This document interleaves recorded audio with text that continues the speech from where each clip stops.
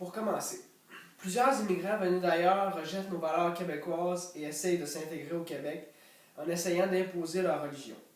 Alors, Philippe Couillard, homme politique canadien et actuel chef du Parti libéral du Québec, est en accord avec le fait que tous les citoyens sont égaux.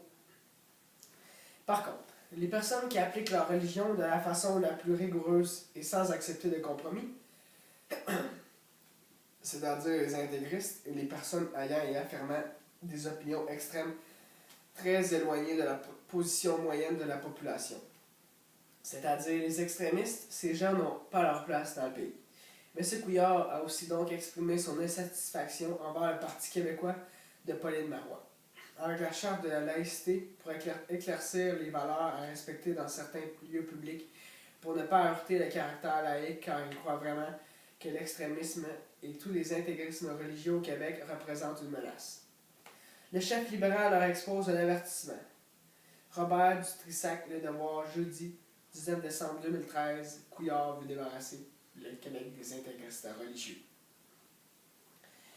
À ceux qui viennent chez nous pour profiter de nos libertés et de notre démocratie pour ensuite s'y attaquer et ultimement les détruire, nous disons haut et fort, vous n'êtes pas la bienvenue chez nous. Nous vous combattrons, nous vous poursuivrons sans relâche. Donc, nous pouvons comprendre que ces attitudes, c'est-à-dire les extrémistes et les intégristes, viennent au Québec pour profiter des avantages dont la liberté et ensuite ils se mettent contre en essayant d'imposer leur doctrine. Et ce, M. Couillard n'en est pas d'accord et leur laisse un message en disant qu'ils vont les combattre et qu'ils ne les laisseront pas faire ce qu'ils veulent. Ensuite, en conférence de presse, M. Couillard a précisé qu'il faisait référence aux terroristes qui menacent la sécurité du pays et dont leur comportement avec les gens qui les entourent était inacceptable et pas la bienvenue au Québec. Le chef libéral, Philippe Couillard, durant son discours, a dit ce qu'il pensait dans le texte de l'auteur Robert Dutrissac. Ses attaques les plus senties, il les a réservées à la charte péquiste. Inapplicable, illégale et inconstitutionnelle, accusant le gouvernement marois d'avoir choisi par pure démagogie de s'attaquer à nos libertés. On ne peut pas marchander les libertés ou les échanges pour des votes à contresens de nos traditions d'ouverture et d'inclusion.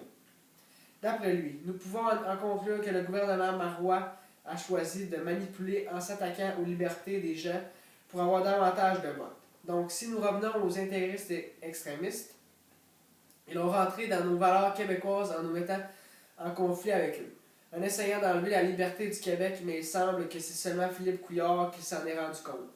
Pour Philippe Couillard, dans le texte de Robert Dutrissac de Le Devoir, publié le jeudi 19 décembre 2013, ce sont des gouvernements libéraux qui ont fait progresser le Canada dans le sens des intérêts du Québec. Et pour nous, il n'a jamais été question de choisir entre l'un et l'autre. Nous réclamons tout notre héritage, toute notre histoire. Nous sommes Québécois et Canadiens, notre patrie et notre pays. Dans cette citation, nous voyons que le chef libéral est en accord pour que le Québec reste avec le Canada et donc qu'on s'occupe de nos actions sans aucune contrainte, comme les terroristes qui menacent le Québec. Un de nos buts est d'être en sécurité et non de vivre des cauchemars sur notre avenir ou bien d'entrer en conflit avec les musulmans et islamistes qui veulent imposer leur religion en s'attaquant à la liberté des Québécois. Pour ce premier texte de Robert Dutrissac, Couillard veut débarrasser le Québec des intégristes religieux. Je suis en accord avec lui. Premièrement, parce que les intégristes viennent au Québec s'installer au Québec. Ensuite, ils profitent de la liberté pour pouvoir garder leur religion et cela, c'est déjà très bien comparé à d'autres pays qui ne laisseraient jamais cela. Et par la suite, ils nous attaquent en nous disant qu'ils ne sont pas assez bien ici. Il leur faudrait plus de liberté et plus d'églises pour leur religion, pour pouvoir imposer leur religion aux Québécois. Donc en voyant cela, je ne savais pas que cela pouvait se faire et alors je suis pour le fait qu'ils ne sont pas la bienvenue chez nous, s'ils continuent d'imposer leurs lois. Deuxièmement, parce que pour les Québécois, cela peut être dangereux, car des intégristes peuvent être des terroristes. Et donc, ces terroristes, nous ne pouvons pas savoir ce qu'ils peuvent faire. Ils peuvent même faire des victimes si un jour nous les fâchons en leur disant qu'ils ne peuvent pas garder leur pouvoir religieux ou bien imposer leurs lois. Alors pour moi, dès que des intégristes religieux imposent leur doctrine ou ne répondent pas à nos lois, je les ferai sortir du Québec. Ensuite, pour pouvoir lutter contre l'intégrisme, il faut y avoir des règles. La charte de la laïcité est très importante pour pouvoir avoir un avantage sur l'intégrisme. Dans la presse, Paul Journet, samedi le 11 janvier, charte de la laïcité, indispensable contre l'intégrisme, a partagé son texte en répondant à une question.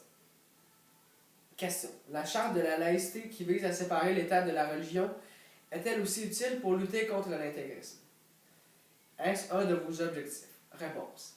Ce n'est pas un des objectifs, mais c'est un des effets. La charte est un moyen indispensable pour lutter contre les intégristes. Ils veulent un État religieux. La charte dit que l'État doit être neutre au nom du respect de toutes les croyances. Les intégristes carburent aux accommodements raisonnables. Ils veulent créer des exceptions pour les transformer en ordre. La charte met des balises. Les intégristes veulent inférioriser la femme. La charte leur dit l'égalité homme-femme est non négociable. Sur trois principaux enjeux des intégristes, la conception de l'État, le statut de la femme et les accommodements, la charte donne une réponse claire. Donc, en lisant la réponse à cette question, nous pouvons remarquer que le but premier de la charte de la laïcité n'est pas de lutter contre l'intégrisme, mais plutôt éclaircir les valeurs à respecter. L'État, pour respecter chacune des croyances, doit être neutre. Les intégristes veulent faire toutes sortes de tentatives pour ensuite créer des nouvelles règles qui suivent les lois, mais ensuite ils veulent en faire des lois. Donc, ils en veulent toujours plus jusqu'à temps qu'ils aient ce qu'ils veulent ou jusqu'à temps qu'ils aient le pouvoir. Aussi, les intégristes veulent plusieurs enjeux, comme réduire le statut de la femme, mais selon la charte, il y a une égalité homme-femme qui ne pourra rien changer, mais que ces personnes intégristes désirent changer la conception de l'État et les accommodements. Et encore, la charte de la laïcité est directe et leur donne la réponse négative. Donc, la charte est très importante contre les personnes voulant inclure leur religion au Québec, car elle donne une réponse claire et évite un plus grand conflit avec eux. Pour ce deuxième texte de Paul Journet, charte de la laïcité indispensable contre l'intégrisme.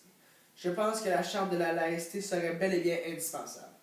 Premièrement, parce que cette charte veut dire les valeurs à respecter, et si ils ne la respectent pas, eh bien, je pense qu'ils doivent quitter le Québec car elle gère la laïcité au Québec. Deuxièmement, parce que cette charte, il est écrit toutes les sortes d'enjeux à respecter au Québec, comme l'égalité homme-femme. Et en plus, cette charte de la laïcité est directe, car dès qu'il y a un mauvais comportement sur la laïcité d'une personne ou d'un intégriste religieux, alors nous allons voir directement dans ces lois, et s'ils ne correspondent à ces enjeux, il y a donc une faute et cela repousse ces personnes qui essayent de nous imposer leur religion. Alors, c'est une protection pour nous contre leurs tentatives. Pour continuer, on reconnaît l'intégrisme religieux dès que quelqu'un d'eux veut aider sa religion à être plus présente et pratiquée dans la société et l'imposer à tous. Dans le texte de Louise Maheu, professeure de philosophie et cofondatrice du CCL, publié le vendredi 28 mai 2010. Elle explique. Comme si l'intégrisme religieux était l'excroissance malsaine d'une religion, un élément fortuit et déplorable, une espèce de tumeur dont la religion pourrait se débarrasser. Cette citation veut dire que quand la religion a été créée, bien, un membre a été collé et qui était de trop, et cela, c'est l'intégrisme religieux. Aussi, ce membre est seulement un élément de trop qui empêche la religion et la société d'avancer.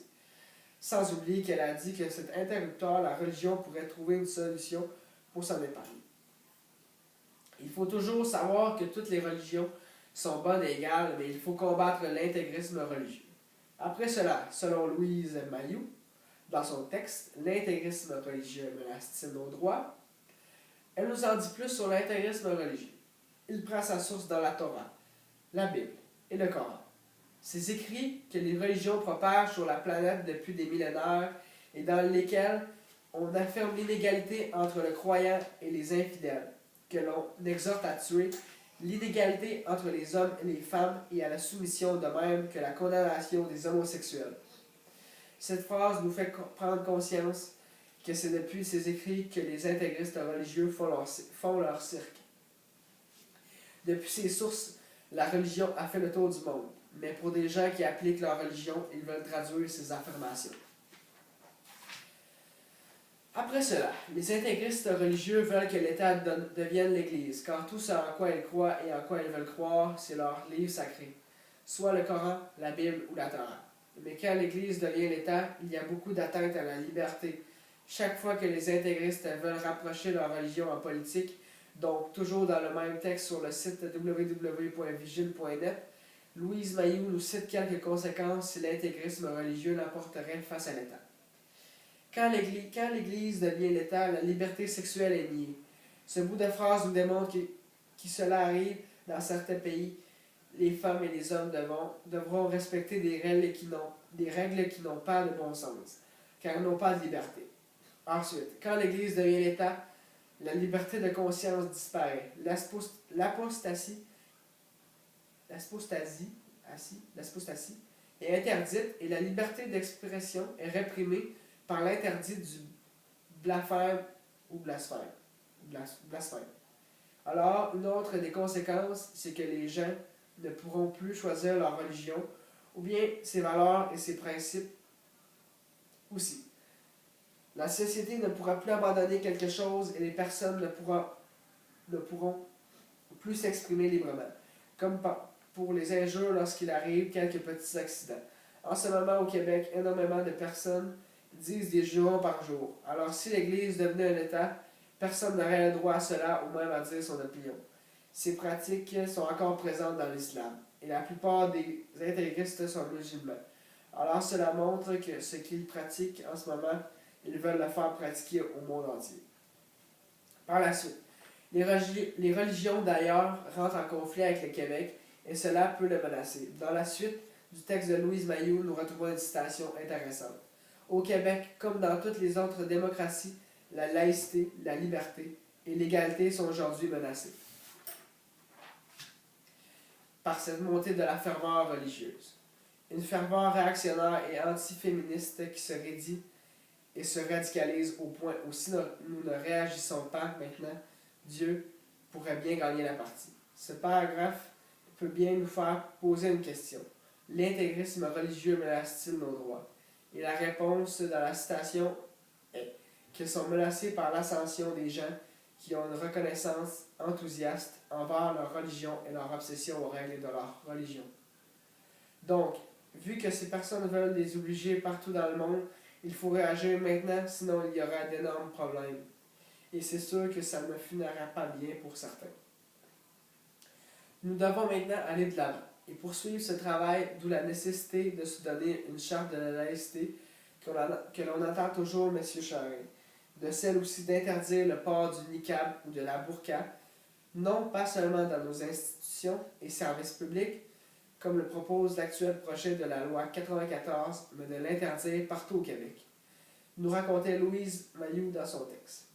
Nous pouvons facilement comprendre que ce contenu était des solutions contre l'intégrisme religieux. Elle nous disait qu'il faudrait progresser en mettant des lois, comme avec la charte de la laïcité, en interdisant des ports religieux partout au Québec qui peut affecter la société. Aussi, il faudrait commencer à retrouver notre solidarité pour s'opposer aux intégristes. Pour finir, Louise Mayou nous laisse une citation directe. Parce qu'il faut envoyer un message clair à tous ces intégristes qui s'attaquent aux femmes et menacent nos droits. Ce passage nous indique que ces religions, venues d'ailleurs, qui rentrent en conflit avec nos valeurs québécoises, ne sont pas encore senties remis à leur place, donc secouées par les Québécois.